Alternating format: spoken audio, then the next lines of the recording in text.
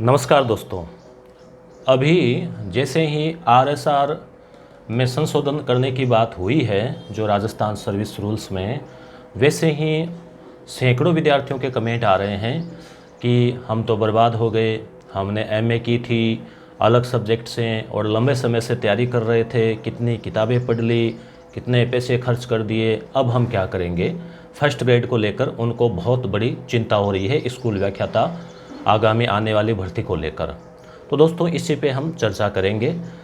पहली बात इसमें हम ये करें कि देखो, स्वाभाविक सी बात है कि जब आपको चुनने की स्वतंत्रता दी गई थी कि आप चाहे ग्रेजुएशन बीएससी से करें साइंस से, और फिर आप पीजी चाहे जिस सब्जेक्ट से करें।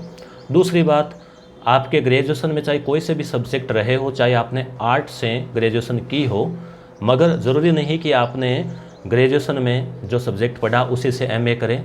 मान लो आपके इतिहास कभी नहीं रहा मगर आपने पीजी कर लिया, आपका उसमें इंटरेस्ट है, आपकी अच्छी पकड़ है, आपने उसमें नेट भी कर ली, आप बीएड कर रखा है, तो आप उस सब्जेक्ट से क्यों नहीं बन सकते। अगर आपका कमांड, आप कंपटीशन फाइट करके आ रहे हैं, कंपटीशन फाइट करके आ रहे हैं, इसका मतलब आपका ज्ञान तो उतना ही है ना जितना उसने ग्रेजुएशन में पढ़ी या कक्षा 11-12 में पढ़ी।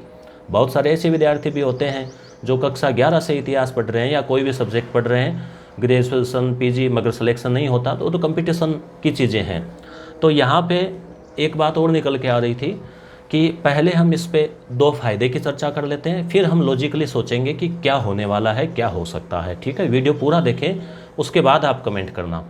तो पहली फ़ायदे वाली बात करें इसमें, तो मुख्यतः दोस्तों जब प्रमोशन होता है, डीपीसी होती है, तो जितनी पोस्ट जारी करती है आरपीएससी, उतने ही पद के ऊपर डीपीसी भी हुआ करती है। तो इसमें क्या हो रहा था कि मान लीजिए कुछ लोग ऐसे हैं या ऐसे शिक्षक हैं जो सेकंड ग्रेड लग गए, ठीक है, पहले, और या फिर वो साइंस के हैं मान लो, और उन्होंने फिर धीरे धीरे समय मिला तो क्योंकि रेगुलर तो वो कर नहीं सकते एमएससी, तो उन्होंने एमए कर ली। ठीक है, अब मान लो कोई व्यक्ति है और वो सेकंड ग्रेड शिक्षक लगे हुए हैं और उन्होंने फिर स्कूल में बैठे बैठे धीरे धीरे इंटरेस्ट हुआ कि चलो इस सब्जेक्ट से एमए कर लेते हैं, एमए कर लिए, उसको जुड़ा दी। अब उनका नियम की वजह से उनका प्रमोशन हो गया। सब्जेक्ट इतिहास का उदाहरण ले लेते हैं, मान लो इतिहास में हो गया। अब जो शिक्षक पहले साइंस पढ़ा रहा था और उसने इतिहास से केवल एमए की, वो भी सेवा करते करते, और वो भी एकदम साधारण तरीके से, अब उसने नया कोई कंपटीशन दिया, नया जीके पढ़ा, नया कोई हिस्ट्री की बड़ी बड़ी किताबें पढ़ी और वो सीधे लेक्चरर बन गए।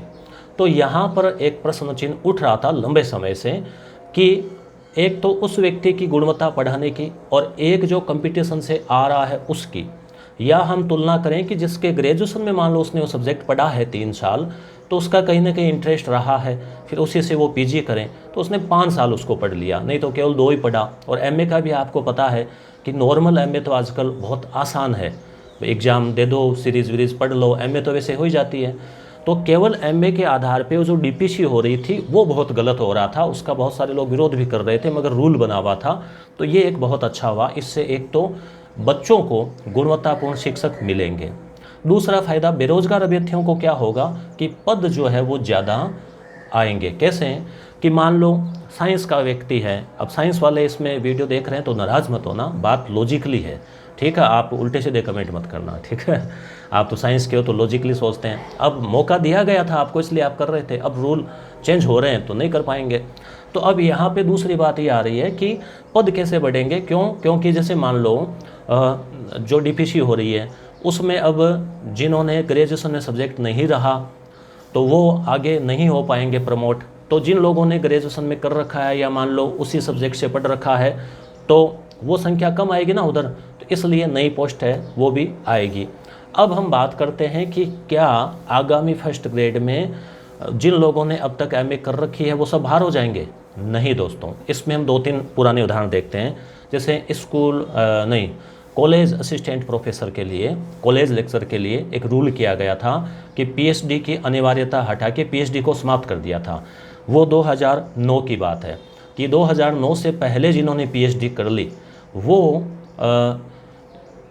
एग्ज़ाम पीएचडी के थ्रू दे सकते हैं और बाकी के लिए नेट कंपलसरी कर दी। ऐसा हुआ था। अभी फ़िलहाल जो असिस्टेंट प्रोफेसर की भर्ती है इसके लिए नेट अनिवार्य है। पीएचडी अगर कर रखी है किसी ने 15-16 में या 2009 के बाद, वो नहीं बैठ सकता एग्ज़ाम में। 2009 से पहले तक का उन्होंने कर रखा है। इसी तरह से पीटीईटी में आपको याद होगा ग्रेजुएशन में परसेंटेज का नियम लागू किया था कि 45-50 होने चाहिए।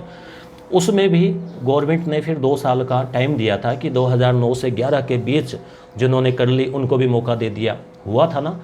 इसी तरह से एक उदाहरण देखें, पंचायती राज में 2 से अधिक संतान वाला राजनीति की बात करें तो जैसे सरपंच या ग्राम पंचायत के कोई पद है उनके लिए चुनाव लड़ते हैं तो 2 से अधिक संतान नहीं होनी चाहिए। 95 में वो रूल्स आया था, उसमें भी एक ग्रेस पीरियड भी दिया गया है। जब फॉर्म भरते हैं तो उनका देखा जाता है कि ग्रेस पीरियड, मान लो उस दरमियान कोई बच्चा संतान चल रही हो तो वो तो होगी ना, या मान लो जुड़वा हो जाती है उसका भी एक तोड़ है, जुड़वा को एक काउंट किया जाता है। तो आपने देखा होगा ना ये सारी चीज़ें। तो ऐसे ही आप चिंता नहीं करें, ये सारी बातें गवर्नमेंट को भी मालूम है कि कहाँ कहाँ समस्याएं आ सकती है। और थोड़ा बहुत आप अगर समय मिले तो थोड़ा इसमें कोई ग्रुप बना के, आजकल ट्विटर के ऊपर भी लोग ट्वीट करते हैं, कुछ जो नेता भी है बेरोजगार संघ के वो भी इसको मांग उठाएंगे, सरकार के ध्यान में दिला देंगे। और गवर्नमेंट को तो पता ही है ना कि रूल्स लागू हो रहा है, तो इसमें निश्चित रूप से आप जो है ये मान के चलें कि एक आपको टाइम दिया जाएगा जिसमें ये हो सकता है कि 2021 या 22 तक जिन्होंने कर ली उनको छोड़ के फिर आगे से जो है वो, क्योंकि आपने क्यों की, कारण यही था ना कि आज़ादी थी, छूट थी, पहले ही बताया हुआ होता तो आप नहीं करते, आप उसी सब्जेक्ट से सुनते, आप अपना टाइम बर्बाद क्यों करते। इसलिए दोस्तों आप चिंता नहीं करें, बहुत सारे अभ्यर्थी इसमें चिंतित हो रहे थे, तो आप चिंता नहीं करें।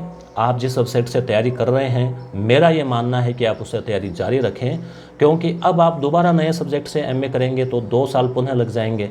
इतने में फर्स्ट ग्रेड की भर्ती तो निश्चित रूप से आके चली जाएगी, तो इसमें आप लोगों को नुकसान नहीं होने वाला है। ये रूल्स लागू हो रहे हैं तो इसमें आपको निश्चित रूप से कहीं ना कहीं छूट दी जाएगी। एक पीरियड इतना बताया जाएगा कि यहाँ तक, एज में भी देख लो, पीएसआई का अभी वैकेंसी आई हुई थी, उसमें आयु सीमा में फिर एक 3 साल फिक्स कर दिया कि 3 साल जो है छूट दे दी जाएगी। नहीं तो पहले क्या होता था कि भर्ती में जितना गैप हुआ उसके आधार पे हर बार मामला कोर्ट में जाता, तो फिक्स कर दिया। तो ऐसे ही कुछ न कुछ आपके लिए सकारात्मक होने वाला है, आप चिंता नहीं करें। मेरा यही कहना है कि आप तैयारी जारी रखें।